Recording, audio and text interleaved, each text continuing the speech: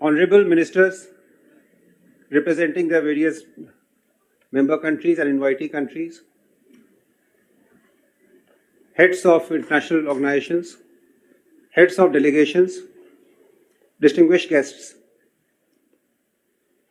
It's my proud privilege to welcome you to the second G20 Anti-Corruption Ministerial meeting. At the outset, I would like to invite my esteemed Secretary, Ms. Radha Chauhan, who heads the Department of Personnel and Training, to deliver her opening remarks. She has over 3 decades of experience in public service. She has held leadership positions in both the provincial as well as in the national government. As a secretary in the Department of Personnel and Training since May 2022, her focus has laid in policy enforcement and addressing challenges faced in the various sectors. Her expertise includes enhancing digital transformation in governance. She has contributed significantly to projects like the Aadhaar and the e-District. She has been recognized for her pioneering work as the Chief Executive Officer of the Government e-Marketplace, that is the GEM. Additionally, she has represented the country at international fora and had earned accolades for her contributions in the field of electronic governance. Over to you, ma'am, for your welcome remarks. Thank you, Rahul. Good morning, Honorable Ministers, delegates, and guests. I'm deeply privileged to extend a warm welcome to all of you gathered here for the second G20 Anti-Corruption Ministerial meeting in the city of Kolkata. I hope you all enjoyed the dinner reception hosted by the state government of West Bengal yesterday in the unique ambience of Tal Kutir Eco Park. The rich performances comprising of traditional art, music, created a captivating atmosphere that showcased the essence of Kolkata's vibrant culture. We are truly thankful to the state administration for such a wonderful evening. Today you are not here as representatives of individual nations, but as champions of a shared universal cause, the fight against corruption. Corruption erodes the foundation of our societies, hampers progress and development, and undermines the rule of law. Each one of you here, an emblem of your nation's commitment to transparency, accountability, and integrity that you bring with your experience, wisdom, and determination necessary to wage this battle. You represent the hopes and aspirations of billions of people around the globe who yearn for the governance that is fair, systems that are transparent, and societies that are equitable. Corruption, while a global menace, does not affect all regions or communities equally. It disproportionately harms the most vulnerable amongst us, widening the gap of inequality and shattering trust in public institutions. The responsibility that you all shoulder here today, therefore, is not just to our nations, but also to the marginalized and the unheard, those bearing the brunt of corruption's consequences. This fight against corruption is not a fight against individuals, it is a fight against systems. It's a fight against opaque networks and practices that allow corruption to flourish. It's a fight for systems that promote transparency, enable accountability, and demand integrity. Corruption is deeply ingrained in some parts of our societies. Tackling it requires persistent effort, immense courage, and above all, an unwavering commitment to the principles of fairness and justice. It calls for innovation in our approach, collaboration across our borders, and patience in our pursuit. Mission here is to ensure the hard-earned resources of our nations are utilized for their intended purpose, for the welfare and well-being of our citizens. The goal is to create a world where every citizen has an equal opportunity to thrive and succeed, where public resources are used responsibly, and where the rule of law reigns supreme. As the honorable delegates deliberate today during the G20 anti-corruption ministerial meeting, bearing in mind the immense potential our actions and decisions hold, I hope this gathering will be a testament to group's collective decisions that will shape the course of our nations and influence the lives of billions towards a fair, just, and equitable world. Once again, I extend my warmest welcome to you all, and I look forward to the progress we'll make together over the course of this meeting. I now hand it over to Rahul Singh again. Thank you, Secretary Ma'am, for the warm welcome to our delegates and also putting the focus of the meeting in perspective. Distinguished guests, before we proceed further, it's with great pleasure and honor that I introduce the next segment of our schedule for today. This is a special video message of the Honorable Prime Minister, Shri Narendra Modi. Through this video, he will share his vision, echoing the principles that we uphold and the goals that we pursue. Known for his visionary thinking and an unwavering commitment to integrity and transparency, the Prime Minister's address will undoubtedly provide valuable direction and inspiration for our discussions and deliberations. Please join me in welcoming our Prime Minister to this digital platform. Excellencies, ladies and gentlemen, Namaskar. I extend a very warm welcome to all of you to the first ever G20 anti-corruption ministerial meeting in physical format. You are meeting in Kolkata, the city of Nobel laureate Gurudev Rabindranath Tagore. In his writings, he had cautioned against greed because it prevents us from realizing the truth. The ancient Indian Upanishads also wished for Ma Grada, meaning let there be no greed. Friends, the impact of corruption is felt the most by the poor and the marginalized. It affects resource utilization. It distorts markets. It impacts service delivery, and ultimately it diminishes people's quality of life. In the Arthashastra, Kautilya asserts that government's duty is to enhance the state's resources to maximize the welfare of its people. Achieving this goal requires combating corruption, and that is why fighting corruption is our sacred duty to our people. Friends, India has a strict policy of zero tolerance against corruption. We are leveraging technology and e-governance to create a transparent and accountable ecosystem. Leakages and gaps in welfare schemes and government projects are being plugged. Hundreds of millions of people in India have received direct benefit transfers into their bank accounts.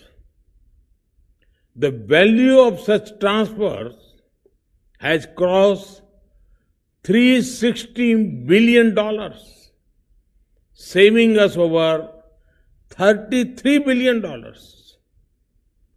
We have also simplified various procedures for businesses. Automation and digitization of government services have eliminated rent-seeking opportunities. Our government e-marketplace or GEM portal has brought greater transparency in government procurement. We have also been aggressively pursuing economic offenders. We enacted the Economic Offenders Act in 2018. Since then, we have recovered assets worth over $1.8 billion from economic offenders and fugitives. Under the Prevention of Money Laundering Act, our government has attached assets worth more than $10 billion in 2014. Excellencies, the issue of fugitive economic offenders is a challenge for all G20 countries and for the global South. At my very first G20 summit in 2014, I had spoken on this very issue. At the G20 summit in 2018, I presented a 9-point agenda for action against fugitive economic offenders and for asset recovery. And I'm pleased to note that decisive steps are being taken by your group. We welcome the action-oriented, high-level principles on 3 priority areas: law enforcement cooperation through information sharing, strengthening asset recovery mechanism, and enhancing integrity and effectiveness of anti-corruption authorities. I am glad that an understanding has been reached on informal cooperation between law enforcement agencies. It will prevent criminals from exploiting legal loopholes when crossing borders. Timely asset tracing and identification of proceeds of crime is equally important. We also need to encourage countries to enhance the domestic asset recovery mechanism. To expedite the recovery of foreign assets, G20 countries can set an example by using non-conviction-based confiscations. This will ensure swift return and extradition of criminals after due judicial processes. And it will send a strong signal about our joint fight against corruption. Excellency, at G20, our collective efforts can significantly support the fight against corruption. We can make a difference through enhanced international cooperation and implementation of robust measures that addresses the root cause of corruption. We also need to give due regard to the role of audit institution in our fight against corruption.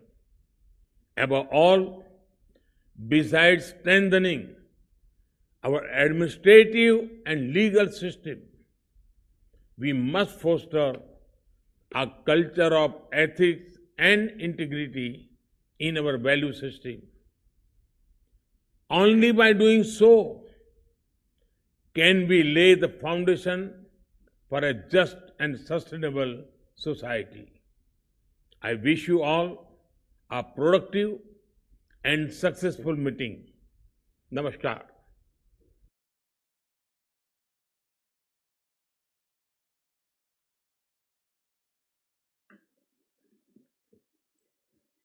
We thank the Honorable Prime Minister Shri Narendra Modi for this inspiring message and this championship of the collective agenda pursued by the group.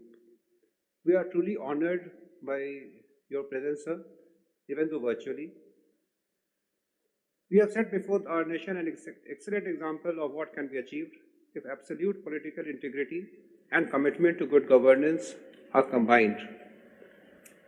On this note, we would now commence with the further proceedings of the meeting. With great honor and privilege, I introduce Dr. Jitendra Singh, our esteemed Minister of State. Sir is Minister of State in the Department of Personnel and Training. He is also holding independent charge of Minister of State in the Department of Science and Technology, as well as Minister of State in the Prime Minister's Office and the Minister of State in the Department of Atomic Energy and the Minister of Space in the Department of Space. Dr. Singh's illustrious career and unwavering dedication to public service has made him a true leader in his field. He is a prominent figure in Indian politics. Dr. Singh has a background in medicine and an impressive academic and professional record. His extensive experience in public service has made significant contributions to the development and welfare of the country. His deep understanding of the complexities of governance, coupled with his strong commitment to improving the lives of citizens, has made him a driving force behind significant reforms and initiatives taken up in these departments. His vision for good governance and his tireless efforts to address public grievances have also earned him widespread acclaim. Dr. Singh's leadership extends beyond his ministerial responsibilities. He has actively contributed to policy formulation and implementation, playing a pivotal role in shaping India's developmental agenda. His focus on empowering the public and creating an environment conducive to innovation and growth has been instrumental in driving socio-economic progress as well. Furthermore, Dr. Singh's commitment to fostering effective communication and collaboration with the various stakeholders has resulted in strengthened partnerships and improved outcomes. He has consistently advocated for the importance of citizens' engagement, recognizing the vital role that individuals and communities can play in the nation-building process. Please join me in welcoming Dr. Jitendra Singh. Sir, request you to please grace the floor. Thank you, Rahul, for your kind introduction. Excellencies and colleagues, good morning, namaste. Welcome to Kolkata, the city which has been traditionally a nerve center of history, culture and knowledge. And significantly, we are meeting here in this city as we take forward the crucial anti-corruption agenda that has a direct impact on the social and the economic well-being of the common people. The city of Kolkata has been, as I said, traditionally a beacon of hope for promoting quality and social progress, and I'm sure at the end of this meeting, we would be living up to that reputation of the venue that we are seated at. Ladies and gentlemen, we just now had the privilege of listening to the Honorable Prime Minister of India, Shri Narendra Modi, and that itself is an indication of the importance and the priority that the Government of India, headed by Prime Minister Modi, accords to this crucial agenda against corruption. Prime Minister Modi quoted Nobel laureate Tagore, who had very significantly mentioned and in fact warned us against greed, because according to him, greed was incompatible with the realization of truth. And therefore, as Prime Minister Modi was just now saying, to enhance the state recovery and the state resources and to utilize them optimally for the welfare of the people, it is important that we take adequate measures to safeguard against any kind of pilferage happening so that the resources could be put to the use that they are meant for. And to that extent, I am glad to retreat and quote what Prime Minister Modi just now said. India in the last about 9 years has experimented very successfully with a number of technology-driven options, whether it's the direct benefit transfer and the other means to check the corrupt practices happening. And it was again Prime Minister Modi who, after taking over as Prime Minister, not only in his very first G20 meeting referred to this subject, but also gave us the 9-point agenda in one of the subsequent meetings in 2018. Ladies and gentlemen, the world is confronted with an unparalleled and diverse challenges today, including the COVID pandemic, the supply chain disruptions, the geopolitical conflicts, and the climate-related incidents. And all of these have, to an extent, derailed the progress and development achieved by the world in the earlier years or in the immediate past. And therefore, we can hardly afford to allow the corruption to continue. And corruption, incidentally, therefore, still happens to be a pervasive and complex issue that corrodes the very foundations of the fair and equitable growth and development across the globe. It drains the economies of vital resources, fosters inequality by diverting resources away from the vital public services like healthcare, education, infrastructure. And corruption not only distorts the market forces and stifles innovation, but also perpetuates inequality and erodes public trust in institutions.